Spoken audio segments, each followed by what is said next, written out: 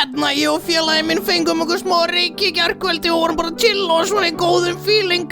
Og hann tekur svo upp á því að sýna mér eitthvað myndbönd sem hann hefur verið að skoða á Pornhub og stakk svo upp á því að gefa mér blowjob.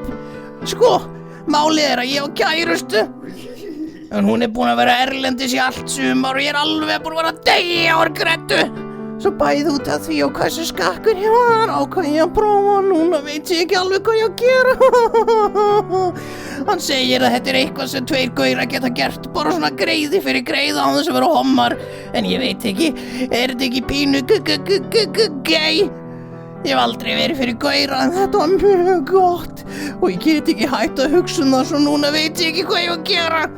Ég hef engan áhuga samt á að gera þetta við hann eða breytir einhverju.